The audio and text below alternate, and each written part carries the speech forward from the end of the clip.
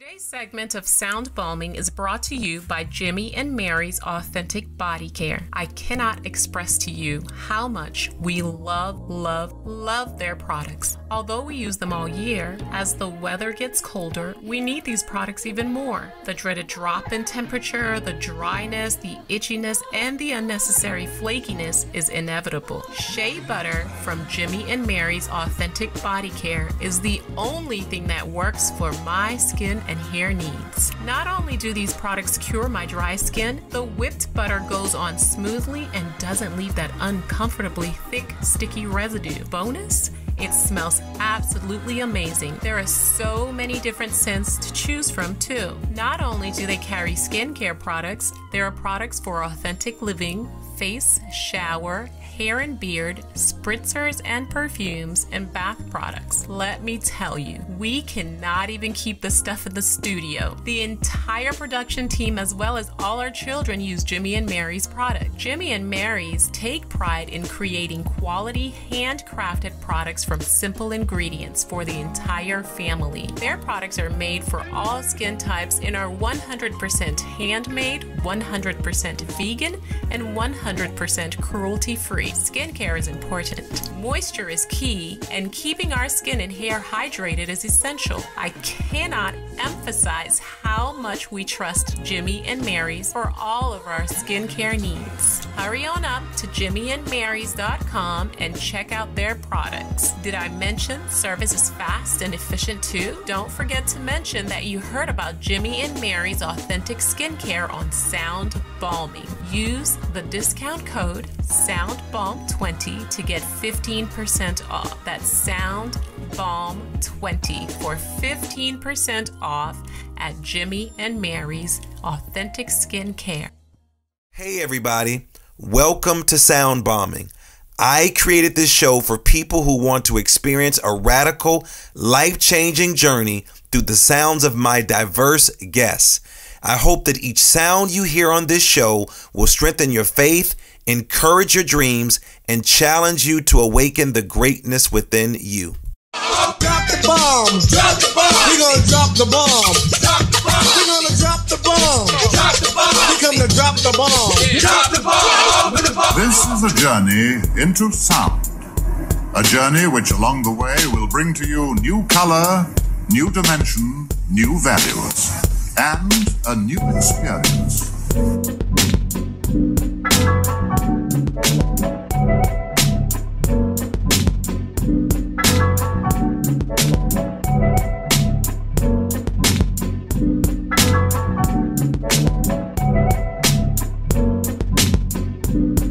Ladies and gentlemen, the star of the show, Lamar Darnell Shields.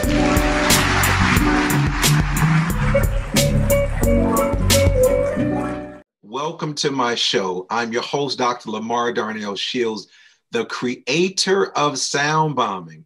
And my goal with this show is to introduce you to the people with the ideas that will help you unlock your full potential, like my next guest, Tom Simmons. But before we introduce Tom, I would like to take a mindful moment, and you all know we do. If you're new to the show, we always pause and do our 3 breaths. So I want to encourage you to find a comfortable position, your palms facing up, your feet planted on the floor. We're going to do our 3 breaths, okay?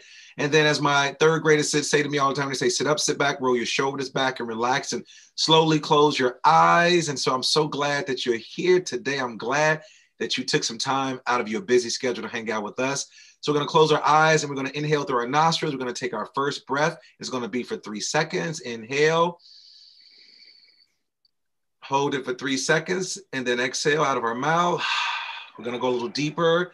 This time we're going to go for 5 seconds. Inhale. Exhale. Now we're going to go a little deeper. We're going to go for 10 seconds. Inhale. Hold it for 10 seconds. Exhale. And what is that called, bombers? That is called the breath of life. Today's guest, I'm honored to have Tom Simmons, who has suffered from debilitating anxiety all of his life. And so he knows the importance of breath work and meditation. but a huge wake-up call 5 years ago and decided to take his own action to his own hand. Tom was diagnosed with the atrial fibrillation at the age of 20, a type of heart issue. After the diagnosis, he dealt with another huge health scare in the form of testicular cancer. And as a consequence, these health blows massively has hit his confidence, and what followed was intense emotional torment and one-way trip that led him to hitting rock bottom. A very lonely, dark place that he has been trying to get himself out of ever since. And today, Tom is a men's mental health advocate who talks openly about his journey with battling anxiety under the name Fellas with Feelings. He showcases his journey and steps he's taken to help improve his mental and physical well-being, which has been anything but normal. Tom continues to raise awareness for the challenges facing men who are dealing with mental health, along with bringing to light the different modalities that one can employ to help themselves in times of adversity that go against the status quo. Tom is a trained breath worker and is about to become a certified holistic lifestyle practitioner.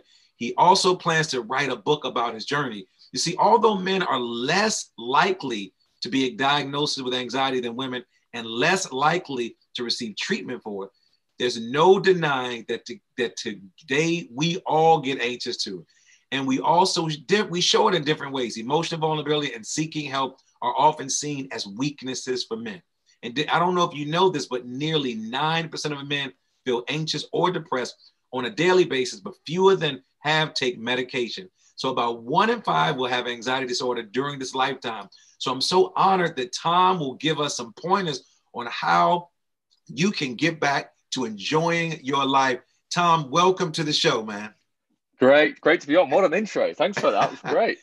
Hey, man, let our listeners, we always want to acknowledge our folks that are coming on, man, because listen, you've done some amazing work. My producer has sent me some amazing things about you, as well as my engineer.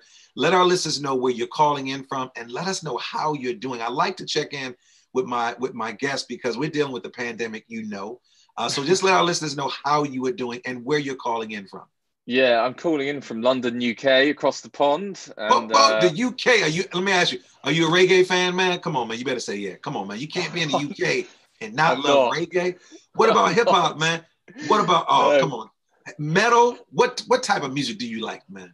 I'm a big house music fan, to be honest. Oh, so now you must have done some research on me because you had to know I'm from Chicago. You said, I'm not a hip hop head. I'm not into metal. I'm not into reggae. Brother, welcome to the show because I am a house head from the south side of Chicago, man. So welcome. How are you doing? Yeah, I'm good. And I kind of say that apprehensively because I think there's millions of people right now that are probably anything but that, and I feel like the world is kind of almost frowned upon to say that you feel good, isn't it? And I completely get that. But it's, yeah, I feel okay. But you feel okay. So what's going on in the UK, man? How are you all handling this coronavirus, man? I think you all are about to go into another shutdown. We are, yeah, on Thursday. Yeah, it's not looking good. I think what I'm concerned about. How do you like to be referred to, by the way? Is it Dr. Lamar? What's the name? Man, let me just tell you, I'm sure the women right now will allow you to call me anything. They just want to hear that you can have British accent. Man, I don't know what it is. You can call me. They're probably like, is that the white version of Idris Elba? I don't know if it is, but you can call me whatever you want to call me, man. Lamar, Dr. Shields, it doesn't matter. We're brothers here in this thing. I'll go with Lamar. It flows well. What are we talking about? Oh yeah, lockdown. Yeah. And what does the lockdown look like in the UK? What does that actually mean? Well, we can only go outside for essential items, like if you need food or that would be essential.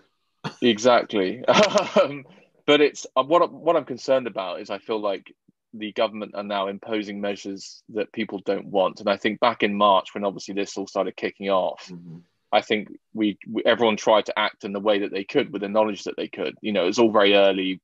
It was all well intentioned. Whereas now I feel like people's views and people's perspectives on it have evolved a lot, and I don't think a lot of people are putting up with it now. I think there's a lot of resistance that there wasn't before, and it would just be interesting to see how that pans out. I just wonder if we won't see more uprisings around the UK and globally, and more people getting more politically aggravated, and more hostility and polarized, and all of that kind of stuff. Yeah. And so the UK is really, you all like the US, man. I mean, you're dealing with a lot of issues around poverty, issues around race and culture, issues around migration, immigration, people coming in and out of the country. So I see us as sort of those neighbors, for that reason. But so it's perfect to bring you on this show, because for a person who has been dealing with anxiety, now writing, lecturing, having conversations, hosting podcasts, tell me about your journey recovering from anxiety. And then how are you dealing with anxiety right now? Because I know when I look at, I'm putting my researcher hat on, not my podcast hat, my researcher hat on, is that anxiety is at an all-time high because of this COVID pandemic, because of everything that we mentioned, from police brutality, from poverty to who's going to be in office. So tell me about your journey recovering from anxiety, and then how are you handling it? And then what advice do you have for people during this pandemic? Yeah, so it was really difficult. So it was about 5-6 years ago that it all kicked off for me. I hit these health scares that you mentioned at the start of the podcast. And before that, I think it just, with a bit of pre-context, because I think it would just help kind of lead into why it was so bad, was because I was a young man who, thought a lot of himself. I was trying to find my way in the world, thinking the way that I was. And, I kind of came with this invincible attitude that I think you do as a 20-year-old. You kind of think you can kind of get away with anything, and treat abuse your body and just assume that it will be okay. And I got dealt a bit of a reality check, and that wasn't the case. I got a really big reality check, and what that did was sent me down a really dark path, because I had all these insecurities that were manifesting, and I was suppressing them. And then suddenly what this did was, the health scares that you mentioned, what that did was I had to then face them head on. And at the time, I didn't have the emotional intelligence or self-awareness to really recognize that and digest it. And that was really difficult. It took me 2 or 3 years to really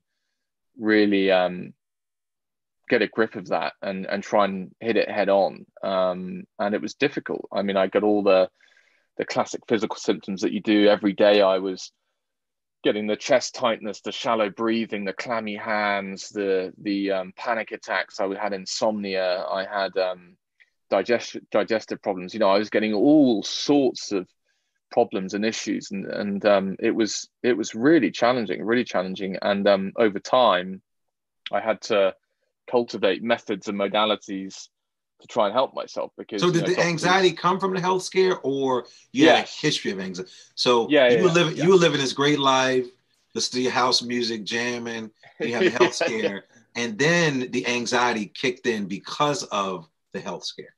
Yes, exactly. Because what the heart scare did was it basically I kept getting palpitations. So whenever I go out drinking, or or whether I ate a certain meal that may have had something in it, or whatever it may have been, I'd sometimes get these kind of weird heart arrhythmias, and they were benign. Nothing was gonna happen. But because I didn't have the knowledge that I do now, my irrational, anxious mind kind of thought, oh, heart attack, worst case scenario, you're gonna have a heart attack. It's going to be bad. And that took me 3 or 4 years rather than going into that panic mode. It took me a long time for me to be like, Tom, just that happens. It's chill. It's fine. So did you downplay some of the symptoms in the beginning? Because, Tom, as men, we just don't. I'm different. And I'm always encouraging men to go to the doctor. As men, we don't really go to the doctor, which I don't understand. I have a homeopathic, I have a DO, orthodontist, dentist. I go to my best friend's wife is a pediatrician. I even ask her questions, Tom. She's like, her husband, like, why are you asking her questions? She's a pediatrician. I'm like, I'm a big kid with just bigger parts right now, so she can still answer the question. So were you actually downplaying some of the symptoms in the beginning? Like, oh, it's just heartburn. It's just this, it's just that. until it got so bad? I wasn't actually, which was weird because I think because they just felt so sinister, like because it's your heart, right? It's the one organ that if it stops, you're in trouble, No. right? And and I think because it was the heart, I just kept it just intensified where that scared, fearful attitude just got worse and worse and worse. And because it was so physical, you know, every other organ it might not be working properly, but you might not know about it. Whereas with your heart, if you're getting palpitations and you're getting a different rhythm, then you can feel it, right? You know, it's very visceral. It's very physical. And you know, I wish I could have applied the same kind of classic male attitude and just tried to kind of somewhat disregard it, but I couldn't because it was so prominent and it was so strong. So that just it just got worse and worse.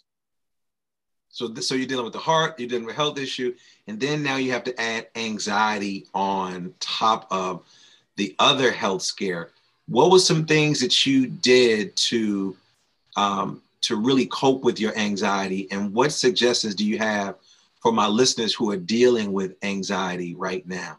Yeah, it's a great question. So it actually took me a long time to figure a lot of this stuff out. I feel like I went through a lot of the emotional pain and suffering before I came across certain things. But in the first instance, Lamar, what I did is I went to the doctors and they gave me some antidepressants. I think you call them Zoloft in America. In England, we call them sertraline. And to be quite honest, that really helped. I mean, that worked for me. I would never want to advocate outright that you take antidepressants. You know, it's a very individual thing, you know, and obviously consult your doctor and all that kind of stuff. But that did take the edge off, and that definitely did help. But I think there's some really great natural things that you can do where you don't need to rely on pills. And that took me a long time to see and realize, because I was definitely the kind of person that used to dismiss a lot of things as woo-woo and a pseudoscience. You know, for instance, you did the breath work at the start, and I loved that because breath work for me is probably the most powerful thing that I do that can change your state of mind. You know, conscious breath work, if done properly, is so powerful. And I discovered, I don't know if you come across Wim Hof, the Iceman Wim Hof. No, not for me. The only Iceman I know is a basketball player called George Gervin. Now, my Americans know the Iceman, George Gervin. I think they may be in two different categories, but who is the person you're just referring to? Well, this guy's called Wim Hof. He's a Dutch guy, and he's referred to as the Iceman, but his actual name is Wim Hof, and he discovered this breathing method called the Wim Hof method. And what is that? And can you share with our listeners what that is? Yeah. So it's basically where you do 30 very quick, hard, deep breaths, and then you let all the air out, and then you have a kind of a minute pause, and then it's kind of 3 rounds of just quite hard breathing, like hyperventilating. And there's loads of, if people are listening, there's tons of content. He did a Joe Rogan podcast. He's done all sorts of podcasts and stuff on YouTube, and you can go check him out. He's brilliant. But it was super powerful because what it's doing, a lot of what he advocates is around how it kind of the way that you are breathing then taps into your pineal gland, and if in terms of the biology that's going in your head when you're anxious, your prefrontal cortex is somewhat overstimulated, and they've done a lot of science around his method that has shown in brain scans what's going on. And it's interesting. They've seen that it's somewhat nullified the overstimulated prefrontal cortex that then feeds into the pineal gland, and basically just has a cascade of positive effects for people that are, you know, in an anxious or fearful state. And the anecdotes I've seen, Lamar, are amazing. Like I went and I've done it a lot myself for the last 2 years anyway, because it's been amazing for me. But I know for a lot of people listening, it might be, you know, I think a lot of people sometimes hear people talk about breath work thinking, oh, what breath work? We breathe anyway. What's breathing going to do to me? But there is such a format to breathe. Like if anybody's done a marathon, any type of workout, there is such a rhythm and a strategy to breathing unlike anything else. Of course, it's very natural, but there's a certain style of breath work that I've discovered from all the people that I've invited on to this show. And you're right, a lot of people are skeptics because Tom, we're so used to just popping a pill and then being done. And we're not not saying that that's not a good idea all the time. There's a magazine I read called Mindful Magazine. It says to medicate or to meditate, and you sort of decide. But again, we're so used to popping pill, but there are people who lived on this planet long before us who did not have a pharmacist to go to, that they had nature. Things were passed on to them. So I think breath work is, and you said it helped you, right?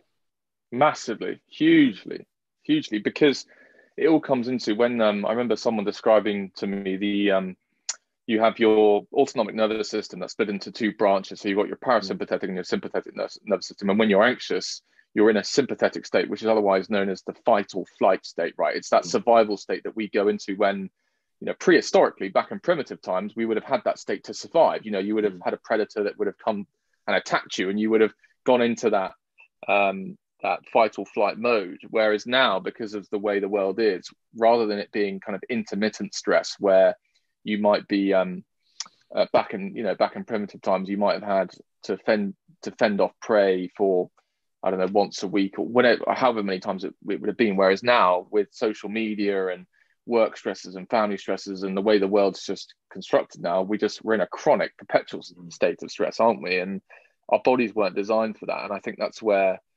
anxiety and depression is so bad, because we're chronically in this fight and flight state, rather than trying to get us into this parasympathetic rest and digest state, and the way that you can do that is through breathing, like you did at the start. The slow, deep, long breaths just calm you down and help transfer that energy into that more restorative kind of relaxing mode.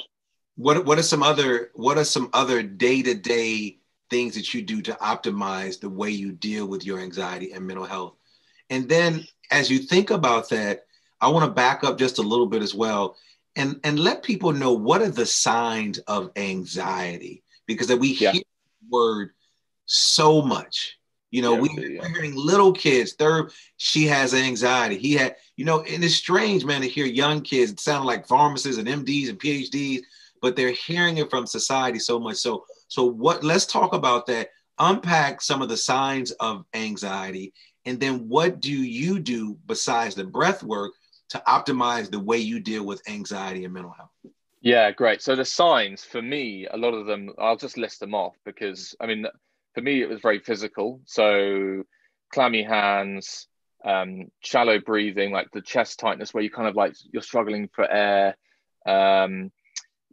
Emotionally, it can be you're getting stuck on a certain narrative. There might be something that you're overthinking about, and you're stuck in that same kind of circle of narrative that can keep intensifying, and you find it hard to get out of that loop. That's a very prevalent one that I found. There is what else is there? There's like tingling sensations in your limbs. There's raised heart rate, raised blood pressure. What else is there? There's you can sometimes get red flushes, and there's loads. There is loads. I'm probably missing some out here. Digestive problems are a big one. I find a lot of people that I speak to, you talk about acid reflux. I don't know whether you call it, I don't know in America what it's called, actually. I think it's called something different to acid reflux, but there seems to be a lot of people that get digestive disorders. And I had that myself. So the signs I had was just the acid was a big problem. I had, there's people get constipation or diarrhea, seems to be a big one. So, there is loads. There's loads of symptoms. So many symptoms. It really is behind. Insomnia. We could go into sleep and because as the listeners are listening, I want them to think about. Somebody's like, man, that sounds like when I fell in love, man. That's what I was thinking.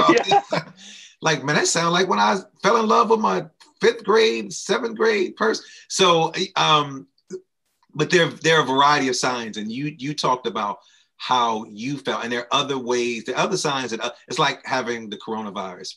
Some people get certain symptoms, some people don't get other symptoms, but there's some consistent things that are out there. And so you gave some examples, and we want to encourage our listeners to go out and do some more research. So going back to your strategy, because I want to really help and unpack our listeners that are out there. Breath work is one of the things that you do to optimize your health. What are some other things? And then how often are you doing those things?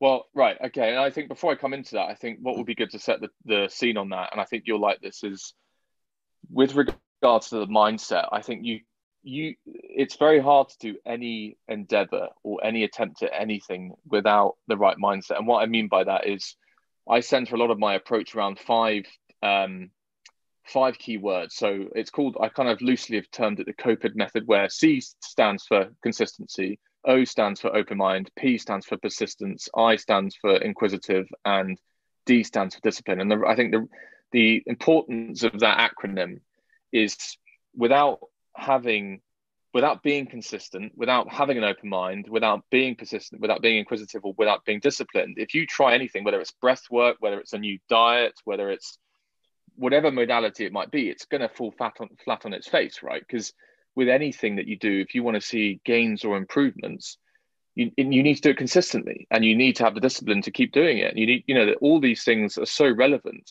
So I really think the reason that I wanted to highlight that to anyone is, with any new modality, you need to be able to enjoy it, because if you don't enjoy it, you're not going to be consistent. It needs to be something that's kind of easy for you to understand, so you can understand the why behind it. I think if people don't understand the why behind something, then it's very unlikely that they'll be able to be consistent with it. So yes, so I know it's a bit of a that's perfect. I just think it's important because but I think going back to your point around what else that I do, I mean, the breath work is a big one, but I also, for instance, I journal. I try and I journal a lot, which I find is good, because I find particularly for us anxiously predisposed folk, getting the words out of our head onto paper can just help rationalize things and help give you that clarity, right? I think that can be quite an effective thing. So you journal, you do breath work. Are you taking any over-the-counter medication? Are you taking any natural? No, I take magnesium. Magnesium. Let me just tell you, magnesium is the truth for so many different things. Wow, it is. I was talking to one of my spiritual teachers, 70 years old. She said she fell and she had been taking magnesium, and she said she just jumped right back up, no pain, anything. She said before that she would have just been, destroyed. Magnesium has so many great properties. I'm so glad you said that. Yeah, it really does. It really does. And so I think that's a big one. But I think what I would just say on that is, I think because there's different types of magnesiums. There's alkaline magnesiums and there's acidic magnesiums. And I think if you've got digestive problems, sometimes it's better to have the acidic ones. But Tom, what would you say is the lowest point? What was the lowest point of your journey while battling anxiety? Because you're dealing with so much stuff. What would you say was your lowest point? And then how did you pull yourself out of that? What were some of the things that you did, or who were some of the people that sort of helped you pull out of that situation? Yeah. So the lowest point was about 2 years ago, and I stopped drinking. Was a big thing. So I immediately stopped drinking. So I was with my two sisters, and we were having a couple of drinks. I remember waking up that morning, and I just had no desire. I had no motivation, and I just felt so low. I was just like, wow, I was never suicidal, Lamar, but I just, when sometimes you have those days, I think like anyone does, you just kind of give up. I think you just lose that lust for life sometimes, and it was difficult. And I remember just thinking, wow, what is the common theme that's congruent with how I feel right now? And drinking was something that I was fighting with for a long time, because I kept trying to go through phases by not drinking so much and keeping it pretty reduced. But what I was invariably find is if I had one drink, then that would turn into two, and so on and so on. So anyway, I gave up the drinks. I was sober for 18 months, and that was really helpful. And then socially, you mentioned socially, I guess I had to start saying no a lot, in the sense of, I think when you're suffering or you're struggling, sometimes in peer groups, I found it easier just to spend more time with myself. I felt like I became my own best friend, and as someone that was quite extroverted, that was quite difficult, because I wasn't familiar really with being introverted and what came with that. But I'm kind of pleased that I did, because I think if we're going to heal and recover sometimes from something, I think it's good just to say no and prioritize what you want to do, and what brings you joy and brings you fulfillment. And you know, at the time, my peer group, you know, were partying a lot, going out a lot, and all that kind of stuff, and that just wasn't congruent with my healing journey, and that was difficult for me because I obviously wanted to spend time with my friends, but at the same time, I didn't want to drink too much and suddenly go down an anxious path again. So that was really difficult. So what was a great impact did your anxiety have on your relationships and social life? I think initially, it's a good question, that, because I feel like it's evolved a lot. I feel like initially it was really negatively impacting my social life. I felt like I couldn't be fully present. You know, when you're anxious, people that listen to this who can relate to being anxious, I was never really present. And when you're not present, you're not being yourself. You're not being authentic, are you? And that was difficult because I felt like I wasn't being the friend that I wanted to be to a lot of my friends. Now, did anybody notice this? Like, if you and I were hanging out, we've been friends since, you know, first to second, third grade. Would I've noticed a change, Tom, in you? And did your friends and family members notice any changes? And if so, did they say anything to you, or they just sort of swept it under the rug? No, this is the thing. No, they didn't. And I remember going around for dinner once at a friend's house, and I remember saying that I was struggling. And this guy turns to me and goes, "Tom, you're the last person in the world that I would have thought would have anxiety." And I just thought that was quite revealing, because I think there's a lot of people clearly out there that are putting on a brave face, and they look fine, whereas the reality underneath it. So why would he say that about you? Let's unpack that. Why would your friend say that about you? Like, you're the last person that I would have ever thought that would have anxiety. Well, I mean, you may need to ask him, but I imagine maybe because I projected a confidence. Was it your personality that you were outgoing, that you always? Yes, exactly. Yeah. I kind of. So I was outgoing. I think I projected a confidence, and there was definitely characteristics there that I could understand why someone that kind of first glance would probably think that was the case. Yeah, because if we were friends, I saw you sort of acting out of character, I think I would say, you know, this is kind of strange. You know, you don't typically act this way. So that's why I asked that question. You know, something else that was shared with me that I read about you is that you said that dealing with anxiety was even harder than your battle with cancer. Can you explain that to me? Yeah. So what I meant by that, I don't think I have. I may have anxiety, I don't know, but cancer. So I have nothing to compare it to. But you know, when I hear the big cancer, the big C, it's like, ooh, when I see anxiety, it's like a small A. But to read somewhere where you said it was dealing with the anxiety was even harder than dealing with the cancer. Yeah, let me justify that, because I think for some people that could be a bit jarring, and I get that. But for me, well, it's your story, it's your truth. I know. Yeah, we're not trying to compare like the cancer patients against the anxiety patients who want to fight outside in a rugby game or match, or polo, whatever you all play over there.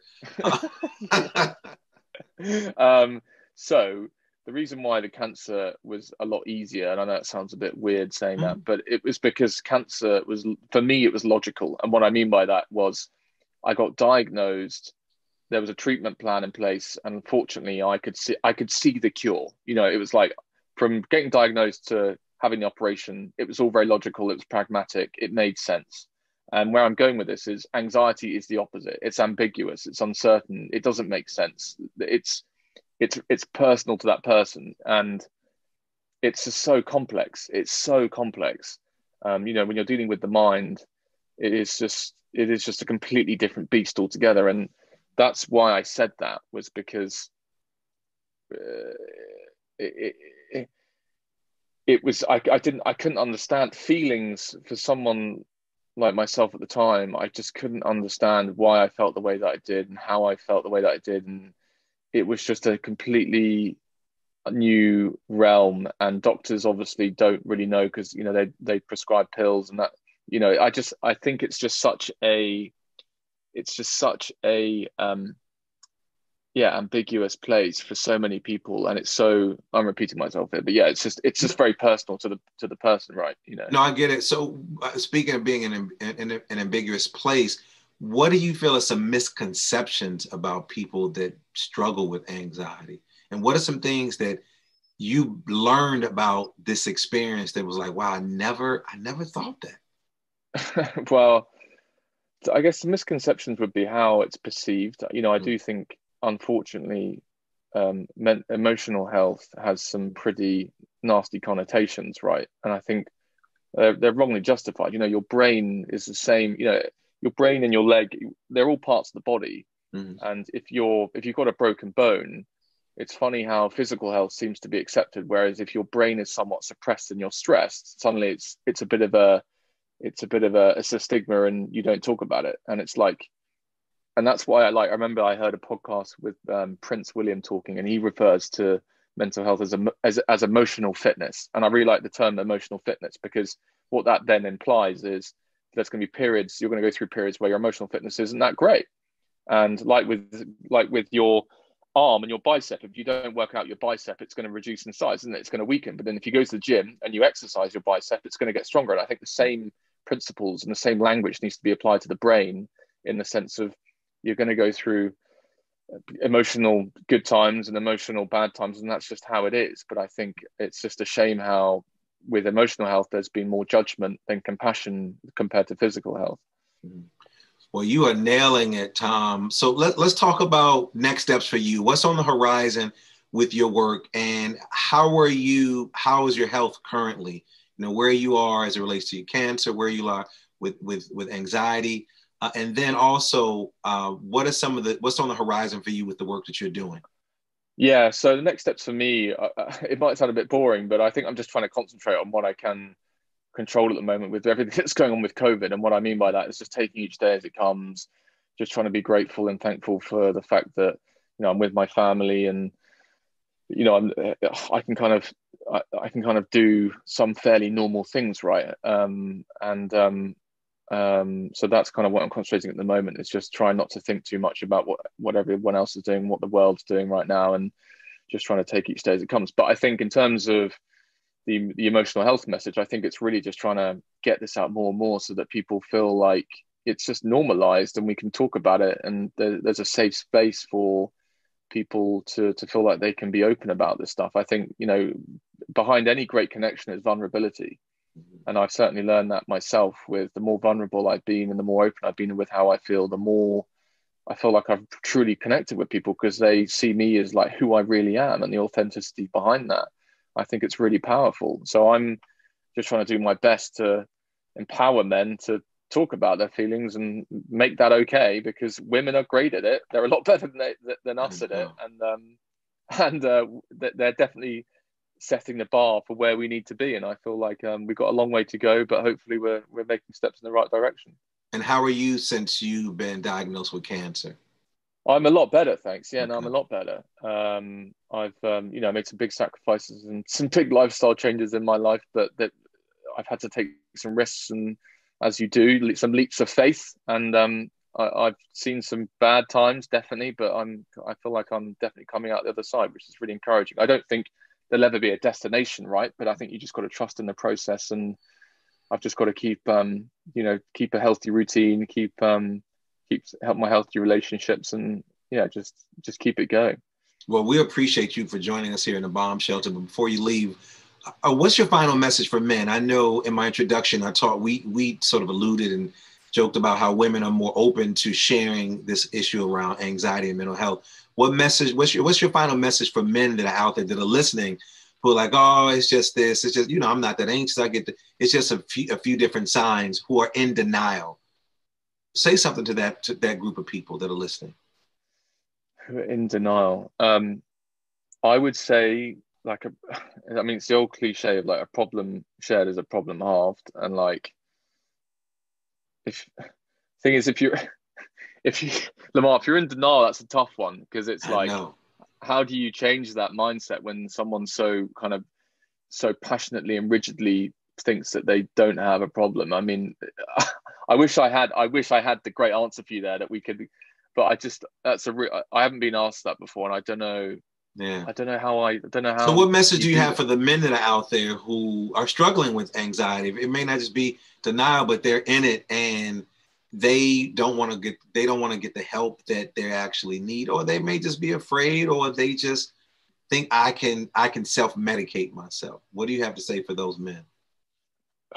I think it's a tough one, because what do I say? I think what I have found more than anything, in terms of we're talking the most simple and easy solution, I think it's like just chatting to a friend and just literally having a conversation with a friend. I've had a few instances recently where I've had a call with a couple of people who have opened up because they weren't suffering, but now because of COVID, they've now had some problems. And literally, we've had a half an hour call catch up, and we both just felt so much better for it. And I know that's easier said than done. I appreciate it.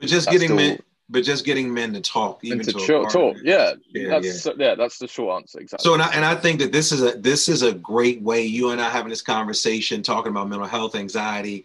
Man, Tom, it's been a blessing to hang out with you in the bomb shelter today, man. I wish you much success. Definitely. How can our listeners follow you and find out more about what you're doing?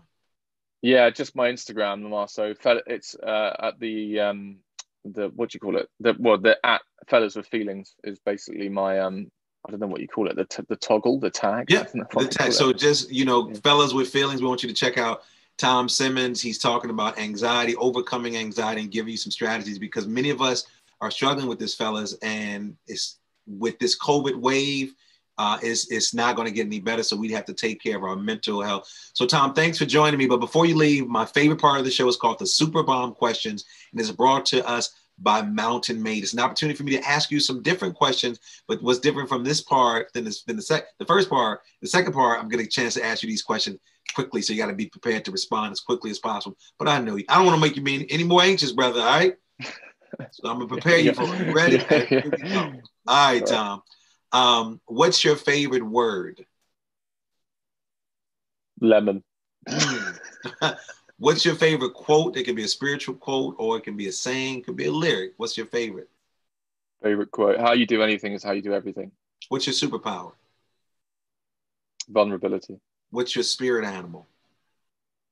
Dog. What brings you to tears of joy? Watching Chelsea win football, soccer. What brings you to tears of sorrow? Ego. What do you wish you had more time to do? Spend time with friends. What guides your heart? Oh,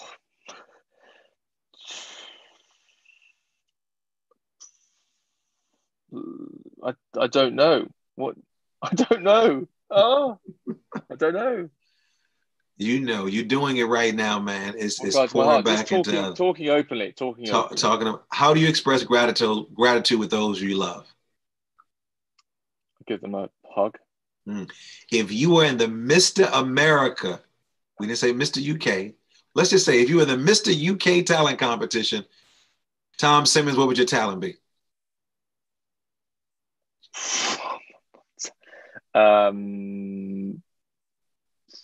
Compassion. Compassion. That's not fun. It's meant to be fun. Is it meant to be a bit funny? It could be whatever. If you show compassion when you're on stage, we gonna go for that, man. Hey, that's the first word that came to your mind. We're gonna go with compassion. So I want to just thank you, Tom Simmons, for joining me all the way from the UK. Thanks for hanging out with me in the bomb shelter. I wish you much success. Fellas, I need you to go and check him out, because again, he talked about overcoming some of his obstacles. And with this Fellas with Feelings, it's a great opportunity for you to share those things. So Tom, thanks for hanging out with me today. Cheers. You too, Lamar. It's been great. Thanks. All right. And I also want to thank my engineer, Alexander Blanc, my super duper producer, Nicole Klempaka, and you for listening. We cannot do this without you. Please stop being stingy. Share us with all of your friends. We're on every platform. If you want to know more about me, go to drlds.com. And it's always believed that something wonderful is about to happen, but some people miss the message because they're too busy looking for the mess. If you want to make a donation, go to buymeacupofcoffee.com/soundbombing. We are out of here. Thanks for tuning in. As my brother said from the UK, cheers. I'm Dr. Lamar Darnell Shields. Peace. The Super Bomb questions are brought to you by Mountain Made CBD. Mountain Made is changing the CBD game by offering a line of high-dose CBD tablets at an affordable price.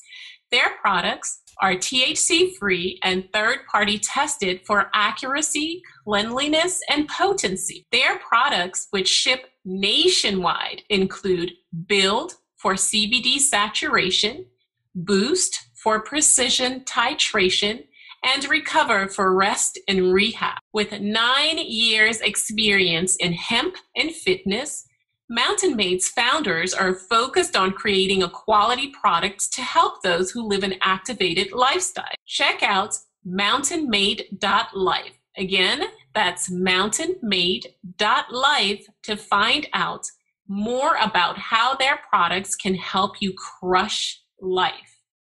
Remember, their products ship nationwide. Go check out their website today and follow them on social media at Mountain Made. That's the @ MNTMADE. Our staff at Sound Balming uses Build before a morning workout, which helps to push our bodies to a whole new level on a daily basis. Try Build, try Boost, try Recover. Our staff is using these products to enhance our active lifestyle naturally, and we are crushing life with Mountain Made CBD, and you can too. Start today by going to mountainmade.life and ordering Build, Boost, Recover, or the multitude of other products that they have which will enhance your lifestyle. I promise you, you won't regret it.